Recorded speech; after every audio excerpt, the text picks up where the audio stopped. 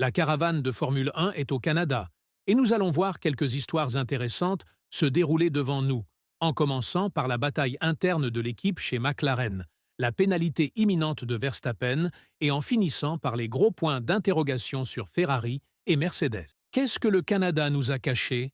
Et plus important encore, quels pilotes vont être mis sous pression supplémentaire? Le Grand Prix du Canada est l'un des circuits les plus intéressants du calendrier pour toutes les bonnes raisons. Les murs de béton ne pardonnent aucune erreur du pilote, tandis que la longue ligne droite et la double chicane dans les virages 13 et 14 serviront comme l'endroit le plus attractif pour dépasser. Néanmoins, la météo ici à Montréal est toujours prête à secouer les choses avec 30% de chances de pluie dimanche. Vous ne pouvez jamais écarter ce facteur, étant donné la position géographique de la ville canadienne.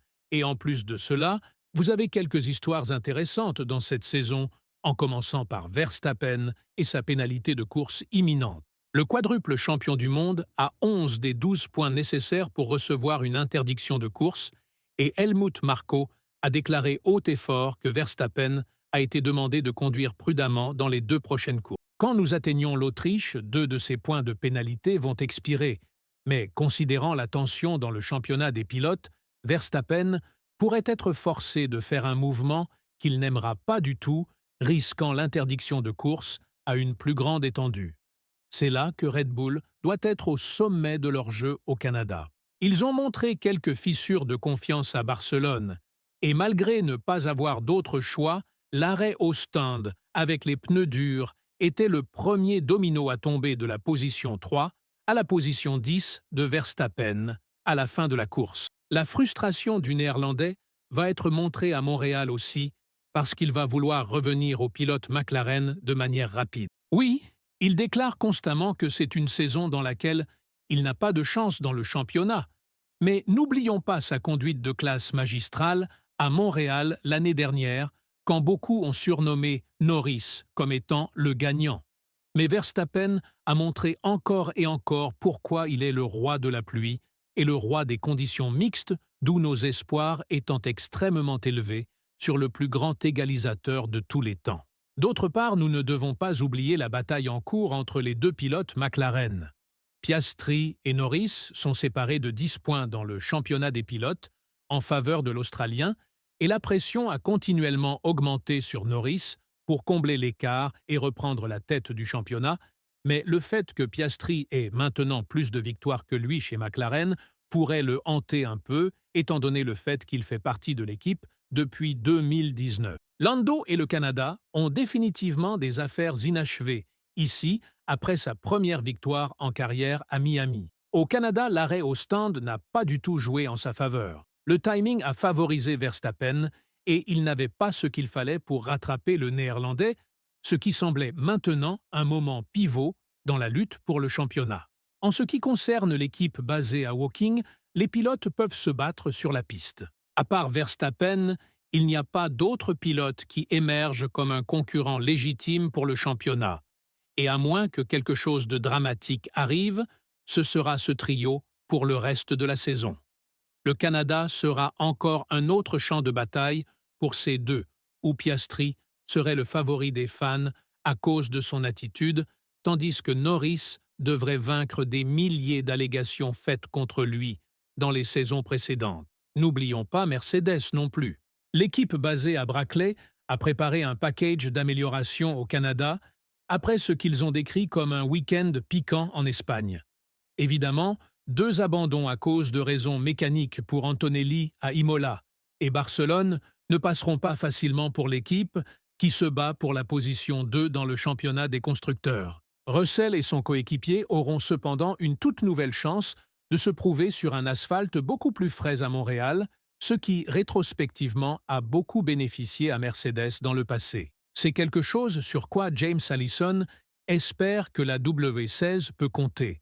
Et en parlant des circonstances jouant en leur faveur, le directeur technique de Mercedes a dit « Eh bien, les températures les plus froides à Montréal pourraient venir vers nous. Bien sûr, si c'est plus frais. Mais je pense que plus important que la température absolue, c'est juste la nature différente du défi à Montréal. Gros circuit de freinage, un circuit où c'est relativement plus dur d'obtenir les essieux avant et arrière, à la bonne température l'un par rapport à l'autre.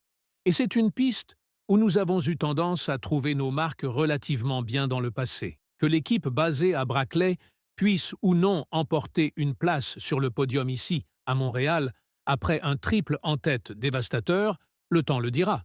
Mais si c'est une mauvaise nouvelle pour quelqu'un là-bas, c'est définitivement Verstappen. D'une manière ou d'une autre, la W16 s'est trouvée à égalité avec la RB21 et toujours pas assez de défis pour la victoire de course. C'est juste une autre paire de pilotes qui peuvent potentiellement voler des points à Max dans sa quête de championnat. Mais que cela nous plaise ou non, nous devons regarder la grande image ici. C'est chacun pour soi. Eh bien, Mercedes a deux pilotes sur lesquels ils peuvent compter pour marquer gros en 2025. Et ce n'est pas le cas pour Red Bull.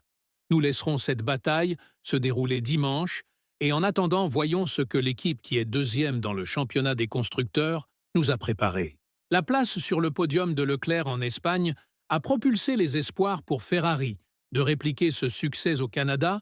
Cependant, les températures plus froides et l'insatisfaction que les pilotes ont avec la voiture serviront leur propre objectif dans les deux championnats.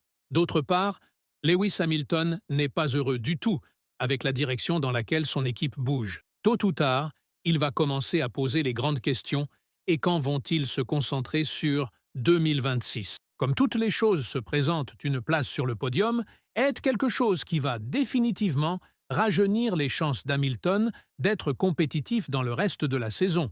Mais les chances que cela arrive sur pur mérite sont juste sombres. Karun Chandhok de Sky. Formule 1 croit que la confiance en soi du septuple champion du monde a chuté. Et s'il faisait partie de son garage, il serait définitivement inquiet de ce qui va arriver dans la période suivante. Élaborant davantage sur ceci, Chandhok a dit ça a commencé à devenir un peu critique. Nous entrons dans le deuxième tiers de la saison maintenant, et Hamilton ne trouve pas le rythme. Il ne trouve pas la consistance où, semaine après semaine, il est dans un endroit heureux, dans la voiture. Si j'étais du côté Lewis du garage, je serais préoccupé. Nous sommes presque à mi-chemin de l'année. Maintenant, nous devons commencer à comprendre si c'est un problème fondamental. Être constamment surpassé par votre coéquipier, même attendu dans la première saison de votre adaptation chez Ferrari, ne fait précisément aucun bien pour les espoirs d'Hamilton dans l'équipe basée à Maranello. À un certain point, il pourrait craquer et juste abandonner toute petite chance qu'il a eue dans cette saison, poussant l'équipe à se concentrer sur 2026 et ce qui importe le plus, les nouveaux règlements. C'est pourquoi le Canada importe beaucoup. Cela pourrait définitivement être une des dernières chances que l'équipe aura de reconstituer les espoirs d'Hamilton et Leclerc. Les projecteurs seront définitivement sur quelques autres pilotes, aussi ici à Montréal. Voyons ce que ce week-end a préparé pour son héros local. C'est encore un gros point d'interrogation quand il s'agit de la présence de Lance Stroll au Canada, après l'explosion en Espagne et la chirurgie que l'équipe prétend n'avoir rien à voir avec la gaffe de samedi. Néanmoins, s'il n'est pas préparé à conduire à cause de la récupération post-chirurgie, l'équipe basée à Silverstone a deux options sur leur table jeunesse et expérience. Quand il s'agit de jeunesse, nous avons Felipe Drugovich, le pilote de réserve d'Aston Martin, et l'ancien champion de Formule 2 qui peut donner à l'équipe une bonne évaluation de où il se situe en termes de compétition sur un parcours complet. Quand il s'agit d'expérience et de marquer des points au premier essai si les cartes s'alignent,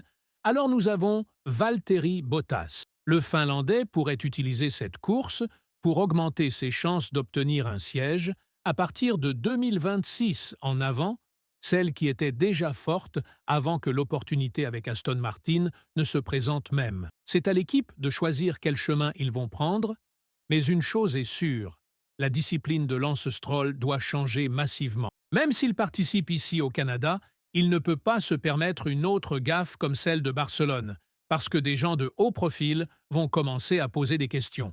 Aston Martin est attendu pour se battre à l'avant à partir de 2026 en avant.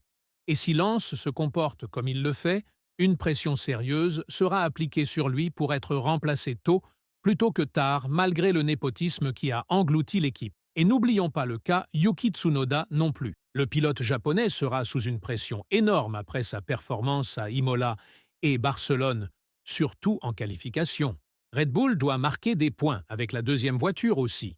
Et Horner a déclaré haut et fort que s'ils sont incapables de le faire, ils pourraient être forcés de chercher un autre pilote dès 2026. Ricciardo a maintenant le double du nombre de points que Tsunoda a, et bien qu'il serait désireux de s'essayer dans la RB21, je doute que ce soit une amélioration dans sa carrière de ce point de vue. Néanmoins, si l'interdiction de course vient pour Verstappen, Ricciardo pourrait être appelé pour le siège, avec Lawson considéré comme un candidat légitime aussi. Le Canada a beaucoup préparé pour nous, et notre question pour vous est qu'est-ce que vous pensez sera la ligne d'histoire la plus intéressante de ce week-end? Faites-le nous savoir dans les commentaires ci-dessous, et une fois que vous faites cela, assurez-vous de cliquer sur la vidéo qui apparaît sur votre écran maintenant.